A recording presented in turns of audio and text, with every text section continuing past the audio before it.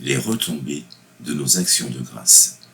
Beaucoup d'entre nous, durant toute leur vie, reçoivent, que ce soit de grandes ou de petites choses, reçoivent encore et toujours.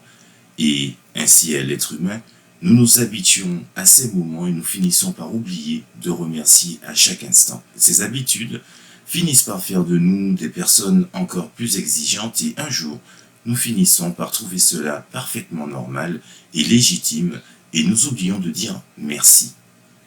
Bonjour mesdames, mesdemoiselles et messieurs, chers amis, j'espère que vous allez bien et je vous souhaite la bienvenue sur la chaîne du retour des enfants de la lumière. Aujourd'hui, nous allons aborder le sujet des actions de grâce et allons tâcher de développer ce processus que beaucoup d'entre nous finissent par oublier.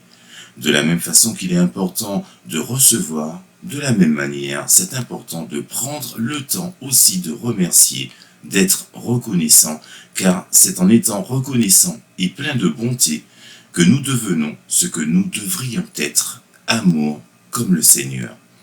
Ce qui devrait être normal et attendu devrait aussi nous pousser à remercier. Alors, sans plus attendre, je vous invite à commencer notre émission d'aujourd'hui, le 7e volet, les retombées de nos actions de grâce. J'implore Dieu, notre Père, afin qu'il nous envoie son Saint-Esprit, afin de comprendre sa parole, ses commandements, et que tout être sur terre vive dans sa grâce et son amour. Générique.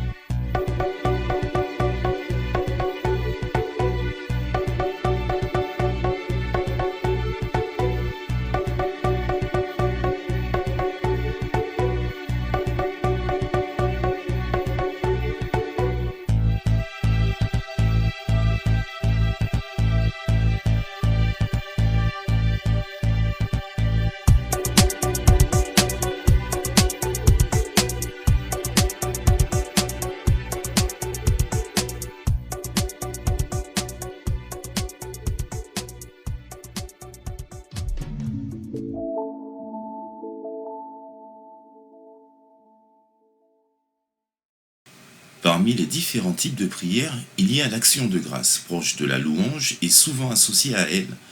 La prière d'action de grâce est toutefois légèrement différente. Si la louange est le fait de louer le Seigneur pour ce qu'il est, l'action de grâce permet de le remercier pour ce qu'il fait ou pour une grâce obtenue. Au-delà d'une simple prière, l'action de grâce est aussi une conversion de cœur pour le chrétien qui, à travers elle, peut connaître la joie profonde. Enseignée tout au long de la Bible, cette posture de gratitude et de reconnaissance face au don de Dieu est chemin de sainteté. N'oubliez pas, dans Éphésiens 5, verset 20, il est écrit noir sur blanc, « Rendez continuellement grâce pour toutes les choses à Dieu, le Père, au nom de notre Seigneur Jésus-Christ. » Donc, qu'est-ce qu'une action de grâce ? Rendre grâce à Dieu peut revêtir deux dimensions. Le remerciement, cela devient l'acte de remercier le Seigneur pour un bienfait, une réponse à nos prières. Cela peut se faire sous la forme d'offrandes, voire de sacrifices. Nous parlons alors de sacrifice d'action de grâce, mais aussi tout simplement d'une prière dans laquelle nous disons merci à Dieu. La reconnaissance, cela devient alors une attitude. Le fait d'avoir un cœur reconnaissant pour tous les bienfaits que Dieu nous offre dans nos vies, pour sa présence, pour son amour infini pour nous. L'action de grâce dans la Bible, tant dans l'Ancien que dans le Nouveau Testament, l'action de grâce est très présente dans la Bible. Nous le retrouvons notamment dans de nombreux psaumes d'action de grâce. Le psalmiste chante les secours et les bienfaits de l'Éternel suite à ses supplications. Dans Psaume 103, il est écrit noir sur blanc, « Mon âme bénit le Seigneur, que tout ce qui est en moi bénisse son saint nom. Mon âme bénit le Seigneur et n'oublie aucun de ses bienfaits. » Dans les évangiles de Luc, Jésus nous montre l'exemple en rendant grâce à son Père à différentes reprises et notamment au moment de la scène. Dans Luc 24, verset 30, il est écrit noir sur blanc: il prit du pain et après avoir rendu grâce, il le rompit et leur donna. Alors leurs yeux s'ouvrirent. D'ailleurs, il est à noter que le mot grec Eucharistia signifie action de grâce, louange et joie. Comme nous pouvons le lire dans les Actes des Apôtres, l'Église primitive pratique beaucoup la louange et l'action de grâce. D'ailleurs, l'apôtre Paul, dans ses lettres, exhorte les chrétiens à rendre grâce à Dieu en tout et pour toutes choses. Dans Philippiens 4, verset 6, il est écrit: ne vous inquiétez de rien, mais en toutes choses, faites connaître vos besoins à Dieu par des prières, des supplications, avec des actions de grâce. L'action de grâce doit être le centre dans notre vie de chrétien. L'action de grâce est donc un élément central et primordial dans la vie du chrétien qui est invité à rendre grâce le plus souvent possible. Comme pour les enfants à qui nous apprenons à dire merci, nous savons qu'il ne s'agit pas là d'une simple formule de politesse, d'une convention sociale, mais d'une tournure de cœur qui vise à toujours voir et reconnaître ce que l'on reçoit, à comprendre que nous ne sommes pas autosuffisants. En prenant conscience du don de Dieu et de sa présence dans nos vies, de ses innombrables bienfaits, le chrétien remplit son cœur d'une joie profonde qui prend racine dans l'humilité et la gratitude que cela impose. Au-delà de l'action de grâce quotidienne par la prière ou une simple expression vocale « Merci mon Dieu », nous pouvons décider de rendre grâce de façon plus marquée. Par une célébration d'action de grâce, c'est notamment le cas pour certains anniversaires de mariage ou des semaines d'évangélisation. Au moment des mariages, comme dans la prière pour les futurs époux, lors des mariages, il y a une partie d'action de grâce. Par des célébrations collectives, c'est notamment l'origine de la fête de Thanksgiving aux États-Unis et de la fête d'action de grâce au Canada, soirée de prière à domicile ou dans diverses églises. 3 exemples de prières d'action de grâce, prières de remerciement du cardinal de Bonald de l'Église catholique: au Seigneur infiniment miséricordieux, les trésors de votre bonté sont des trésors inépuisables. Vous ne cessez de les répandre sur nous et de nous combler de vos bienfaits malgré nos péchés et nos ingratitudes. Que vous rendrai-je, ô mon Dieu, pour tous les biens que vous m'avez faits? Je vous bénirai, je vous remercierai tous les jours de ma vie, je tâcherai de profiter de vos actions de grâce pour me sanctifier et me préparer à recevoir un jour la récompense éternelle. Jolie prière. Vous pourrez toujours trouver d'autres prières de remerciement au Seigneur pour ses bienfaits. Ce ne sont que des exemples de religions et de foi diverses, mais l'action reste la même quelle que soit notre religion. Psaume d'action de grâce, psaume 137. De tout mon cœur, Seigneur, je te rends grâce. Tu as entendu les paroles de ma bouche. Je te chante en présence des anges. Vers ton peuple sacré, je me prosterne. Je rends grâce à ton nom pour ton amour et ta vérité, car tu élèves au-dessus de tout ton nom et ta parole. Le jour où tu répondis à mon appel, tu fis grandir en mon âme la force. Tous les rois de la terre te rendent grâce quand ils entendent les paroles de ta bouche. Ils chantent les chemins du Seigneur. Quelle est grande la gloire du Seigneur! Si haut que soit le Seigneur, il voit le plus humble de loin. Il reconnaît l'orgueilleux. Si je marche au milieu des angoisses, tu me fais vivre. Ta main s'abat sur mes ennemis en colère. Ta droite me rend vainqueur. Le Seigneur fait tout pour moi, Seigneur. Éternel est ton amour.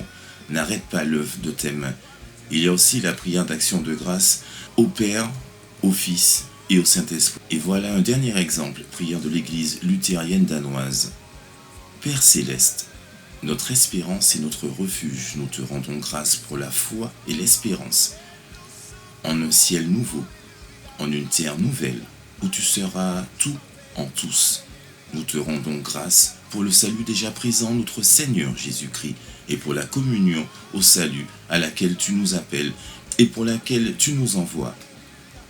Guide-nous par ton Saint-Esprit lorsque nous prions pour notre vie et notre monde. Voilà quelques exemples pour vous faire comprendre toutes les différences et subtilités des actions de grâce dans nos vies. Prenons le temps de vivre, d'observer autour de nous et vous verrez qu'il y a beaucoup à redécouvrir. Le simple fait, le matin, de se réveiller et de constater que l'on est conscient et par conséquent vivant pour une nouvelle aventure de 24 heures devrait déjà nous mettre du baume au cœur. Le fait de se laver, sentir son corps reprendre vie peu à peu sous quelques gouttes d'eau devrait nous prouver que Dieu est formidable et que nous bénéficions de son esprit, de sa protection, de son amour dans nos cœurs. Il y a des gens que nous croisons lors de nos divers déplacements ou dans la vie de tous les jours. Et des fois, le simple fait de leur dire merci quand ils nous tiennent une porte ou bonjour quand nous les croisons change une journée. C'est des fois si subtil que nous ne le voyons pas, mais il y a une cause à effet que nous ne soupçonnons même pas. Vous ne savez pas ce que vous transmettez à quelqu'un par de petits gestes, par des petits mots.